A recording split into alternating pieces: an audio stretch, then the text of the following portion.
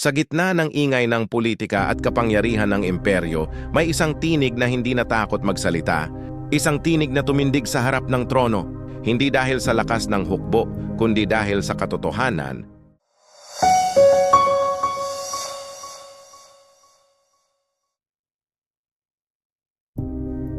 Si Ambrose, isang obispo na hindi inakala ng marami na magiging tagapagtanggol ng pananampalataya. Ngunit sa kanyang salita nabigyang tapang ang simbahan. Sa kanyang paninindigan, napigilan ang pang-aabuso ng mga nasa trono. Ito ang kwento ng isang lingkod ng Diyos na hinarap ang emperador at hindi yumuko. Hindi siya isang sundalo, hindi siya emperador, ngunit ang kanyang boses ay naging armas. Ang kanyang pananampalataya ay naging muog.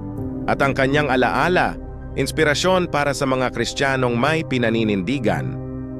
Ito ang buhay ni Ambrose ng Milan, ang obispo na nagsabing, hindi mo maaaring angkinin ang simbahan ng Diyos kahit ikaw pa ang may korona.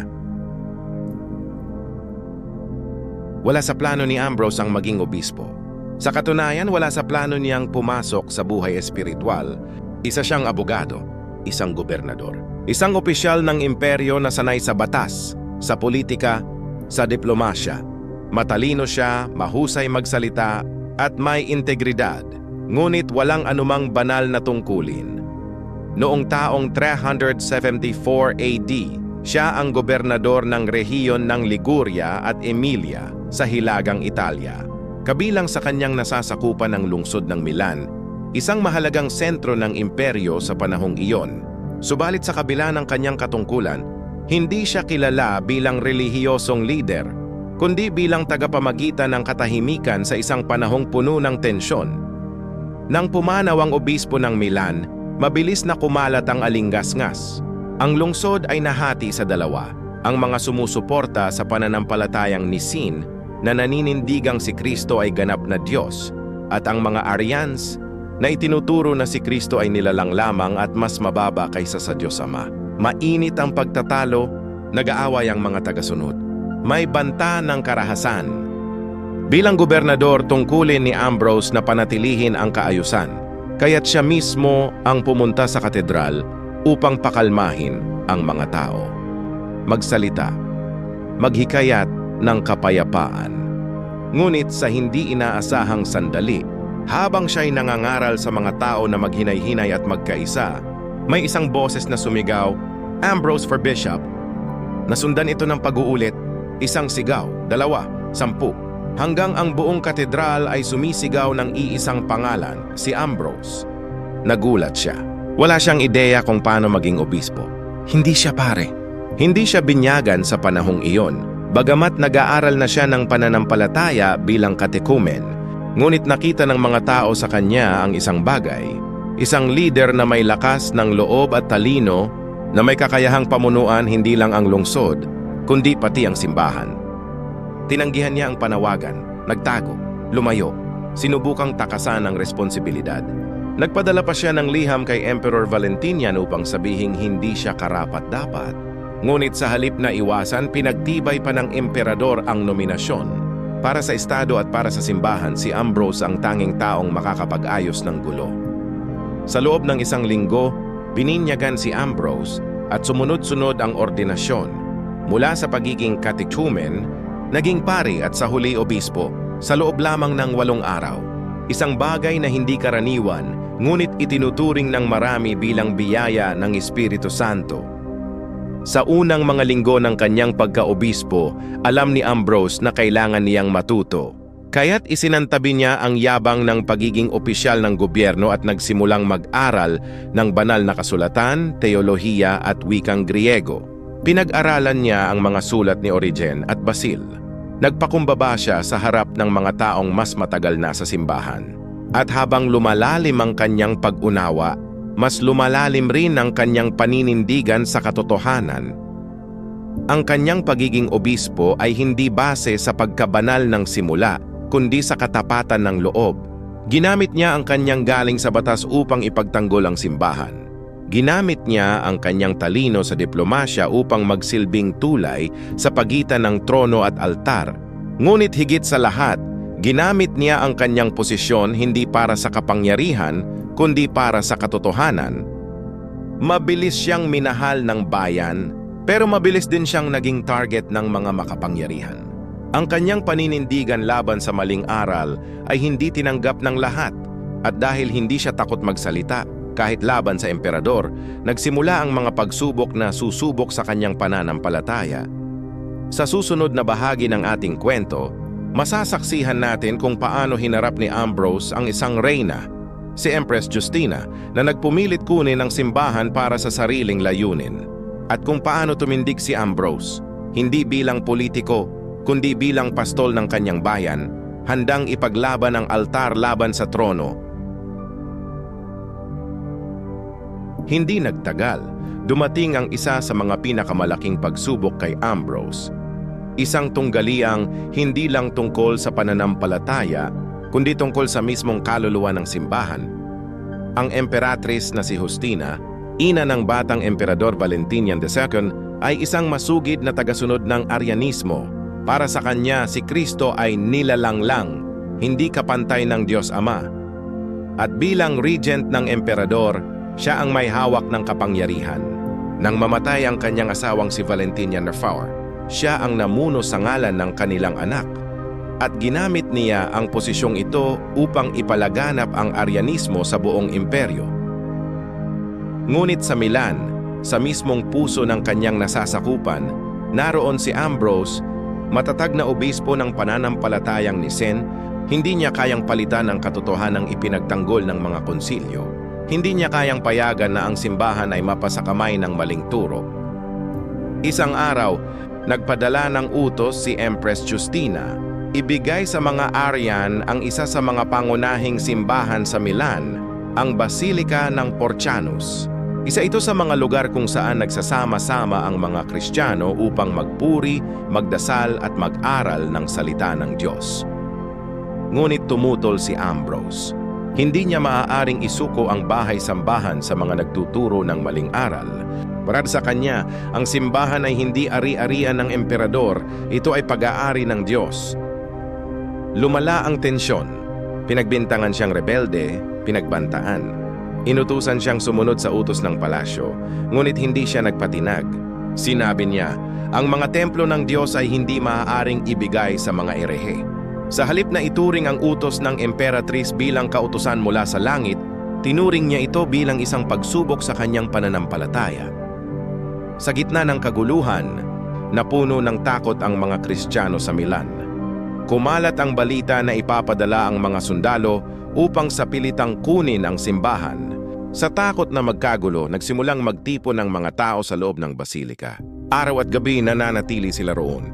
Nagsasama-sama sa panalangin, umaawit ng mga salmo.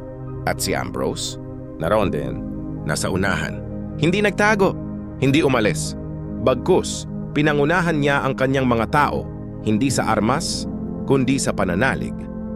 Dito ipinanganak ang tradisyon ng kantahang panambahan sa simbahan, ang awitan ng mga salmo na sabayang inaawit ng buong kongregasyon. Ginamit ni Ambrose ang musika hindi bilang aliwan, kundi bilang sandata ng pananampalataya. Sa bawat awit, pinatatag ang loob ng mga takot. Sa bawat dasal, pinatatag ang pader ng simbahan laban sa mga banta ng kapangyarihan. Hindi tumigil si Justina. Nagpadala siya ng mga sundalo, pinalibutan ng simbahan, pero hindi nila kayang pumasok. Sa loob ay libu-libong Kristiyanong nananalangin. Sa labas ay mga sundalong nag-aalangan. Sino ang unang gagalaw? Sino ang tatangkang pumasok sa banal na lugar na punong-puno ng mga taong tapat at hindi armado? Yat si Ambrose, nanatiling matatag. Hindi siya sumigaw, hindi siya nagbanta, hindi siya gumamit ng dahas. Gumamit siya ng panulat, ng dasal, at ng tinig. Sumulat siya ng liham sa emperador. Tumindig siya sa pulpito. At sa harap ng panganib, siya mismo ang nagsabing, "Kung gusto ninyo akong alisin, kunin ninyo ako. Ngunit huwag ninyong kunin ang bahay ng Diyos." Sa kabila ng galit ng palasyo, hindi nagtagumpay ang plano ni Justina. Napahiya ang utos, at unti-unti umatras ang puwersa. Isang pastol ang lumaban, at ang kanyang sandata ay ang kanyang pananampalataya. Para kay Ambrose, hindi sapat na maniwala sa tama. Kailangan itong ipaglaban, lalo na kapag ito'y hinahamon ng kapangyarihan. At para sa mga taong kanyang pinangungunahan, nakita nila sa kanya ang huwaran ng lakas ng loob. Hindi lang siya tagapagturo ng aral. Siya mismo ang naging aral. Hindi ito ang huling pagkakataon na hinarap ni Ambrose ang trono. Ngunit sa tagpong ito, naipakita niya sa buong imperyo ang isang hindi malilimutang katotohanan. Ang simbahan ay hindi alipin ng palasyo. At kahit ang emperador, kailangang lumuhod sa harap ng Diyos. Sa susunod na bahagi, matutunghayan natin ang mas matinding tagpo, hindi sa harap ng isang reyna, kundi sa mismong emperador. Isang obispo na hindi natakot ituwid ang pinuno ng imperyo. Isang paninindigan na naging alamat ang pagharap ni Ambrose kay Theodosius. Ang pagsubok ng pananampalataya ay minsan dumarating sa paraang hindi inaasahan. Hindi ito laging hinaharap sa mga lihim na lugar o sa katahimikan ng panalangin. Minsan, ang pagsubok ay dumadating sa harap ng madla, sa gitna ng palasyo, sa ilalim ng korona, at sa pagkakataong ito, ang pagsubok ay humarap kay Ambrose hindi bilang isang palaisip, kundi bilang isang pastol na kailangang ituwid ang kanyang tupa, kahit pa ang tupa ay emperador. Ang emperador na si Theodosius I ay hindi isang kalaban ng pananampalataya. Sa katunayan, siya ay isa sa mga pinakamatibay na taga-suporta ng doktrinang Nicene. Sa ilalim ng kanyang pamumuno, opisyal na itinakwil ng imperyo ang Arianismo at ang Ortodoksiyang Kristiyano ay naging opisyal na pananampalataya ng Estado. Ngunit kahit ang matuwid ay maaaring madapa. At sa pagkakataong ito, nadapa si Theodosius at mabigat ang pagkakadapa niya. Noong taong 390 AD sa lungsod ng Thessalonica, isang insidente ang sumabog na magiging sanhi ng isa sa mga pinakamadilim na araw sa kanyang pamumuno. Isang kilalang charioteer, isang uri ng celebrity sa panahong iyon, ay inaresto ng isang Romanong general dahil sa kasalanan ng kahalayan. Dahil dito, nag-alsa ang mga mamamayan ng Thessalonica. Galit sa ginawa ng opisyal, pinatay ng mga tao ang general. Isang aktong kriminal, ngunit ang tugon ay mas malupit. Bilang tugon, ipinag-utos ni Theodosius ang isang malawakang pagganti. Sa loob ng isang araw, sa gitna ng isang tila walang labang lungsod, pinapasok ng mga sundalo ang arena ng Thessalonica kung saan libu-libong mamamayan ang nagtipon para sa isang pampublikong laro. Wala silang kamalay-malay at sa gitna ng kasiyahan biglang nagsara ang mga pintuan. At nagsimula ang masaker, mahigit 7,000 katao ang napatay. Matanda, bata, inosente o hindi, walang pinili. Isa itong pagpatay ng walang paglilitis, walang hustisya at walang habag. Ang Thessalonica ay nabalot ng dugo.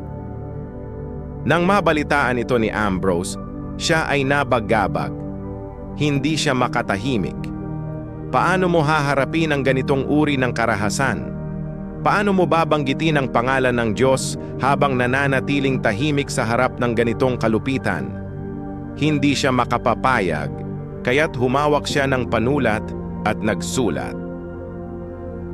Ang kanyang liham kay Theodosius ay isa sa pinakamatapang na dokumento sa kasaysayan ng simbahan.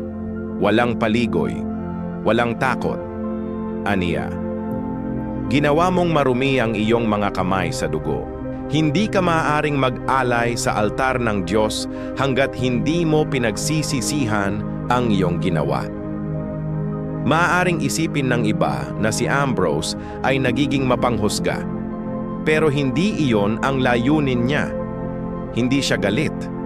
Hindi siya nagtatanggol ng isang grupo. Siya ay isang pastol at ang kanyang tupa ay nasaktan. Kahit ang emperador sa kanyang mata ay isa lamang ring anak ng Diyos na kailangang turuan. Dumating ang araw na nagtungo si Theodosius sa Milan upang dumalo sa misa. Ngunit sa halip na pagbati, sinalubong siya ng katahimikan. At sa harap ng altar, si Ambrose ay tumayo.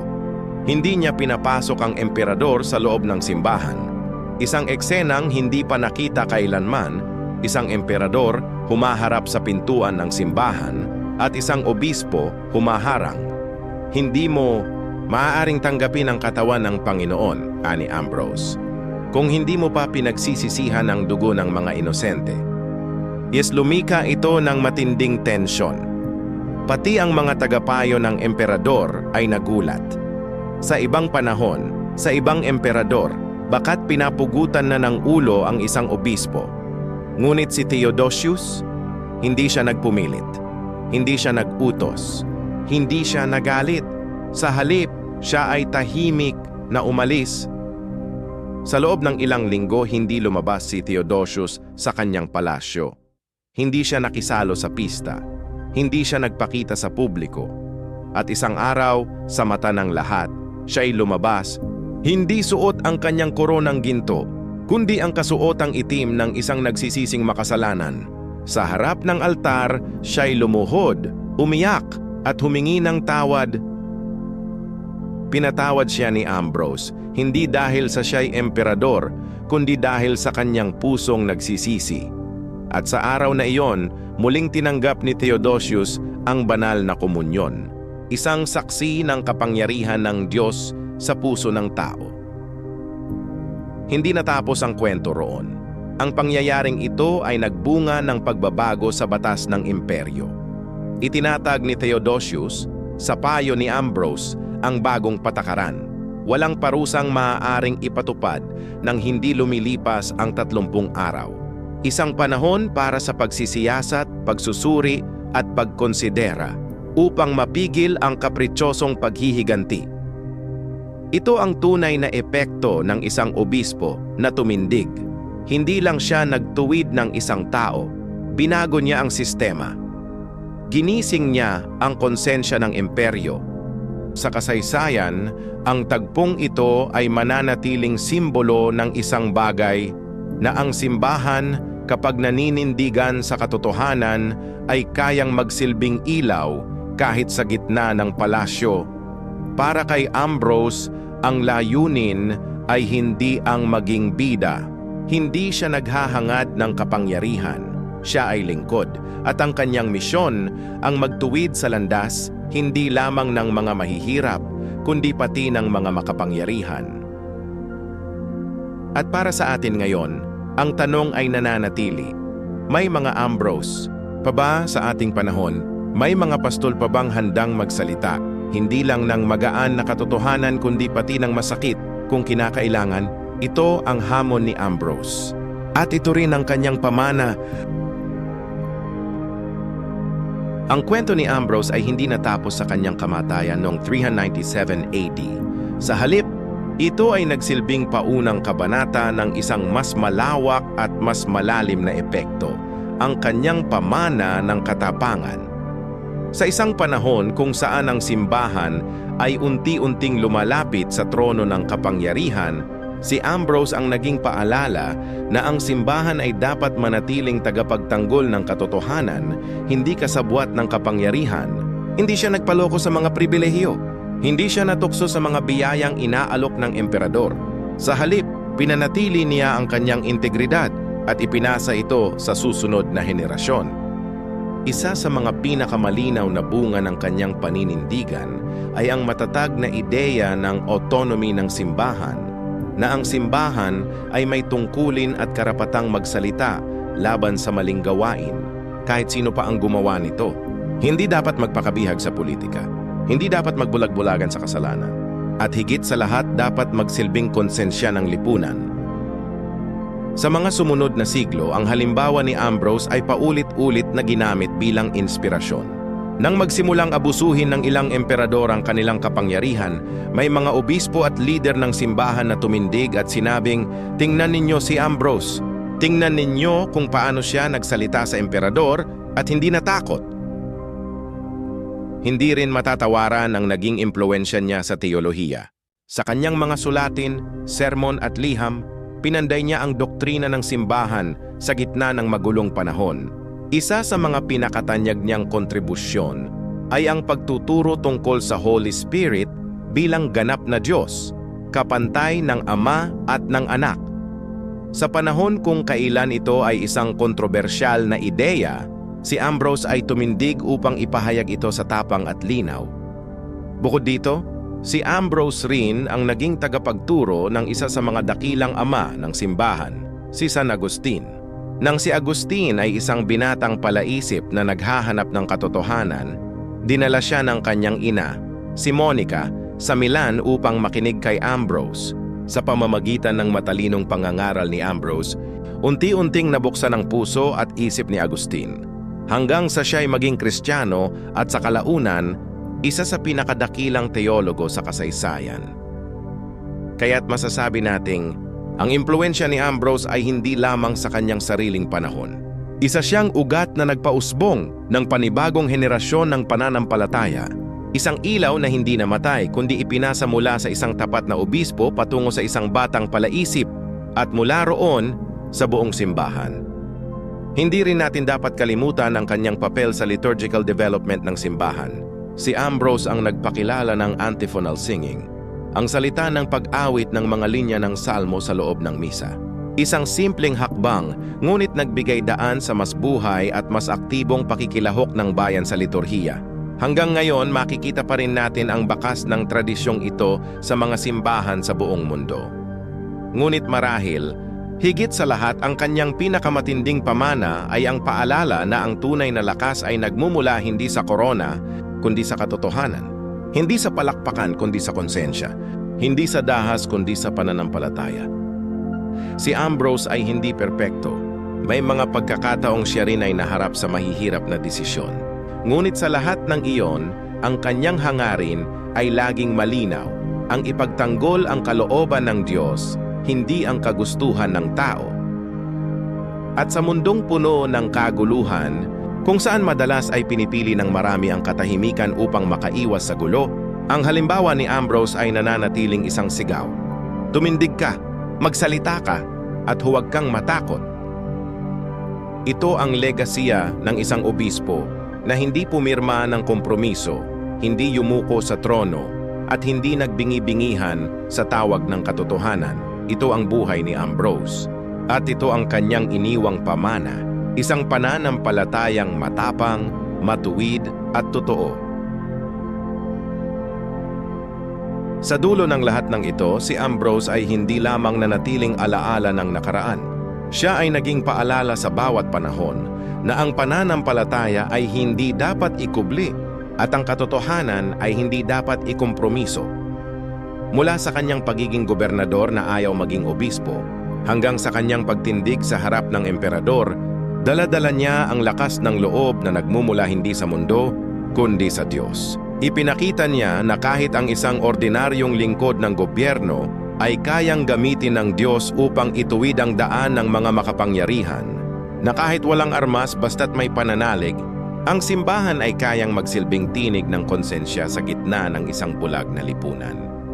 At ngayon, ilang siglo na ang lumipas, nananatiling buhay ang tanong. Sa panahon ngayon, sino ang ating Ambrose? Sino ang tatayo at magsasabi ng totoo kahit delikado? Sino ang handang magsalita para sa Diyos kahit tahimik ang lahat? Ang kwento ni Ambrose ay hindi kwento ng isang perpektong santo. Kwento ito ng isang taong handang gamitin ng Diyos sa loob ng mga bulwagan ng kapangyarihan, sa gitna ng kaguluhan, at sa harap ng pamimilit na manahimik. At ngayon, habang tinatahak natin ang kasaysayan ng simbahan at ng pananampalataya, tutungo naman tayo sa isa pang haligi ng Katolisismo. Isang taong kilala sa kanyang matalas na isipan, matinding disiplina at walang takot na salita. Isang iskolar, isang monghe, isang tagasalin ng Biblia.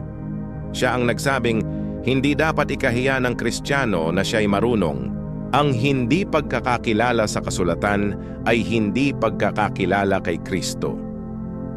Sa susunod na yugto, kilalanin natin ang matalas na tinig ng disiplina at karunungan, si Saint Jerome.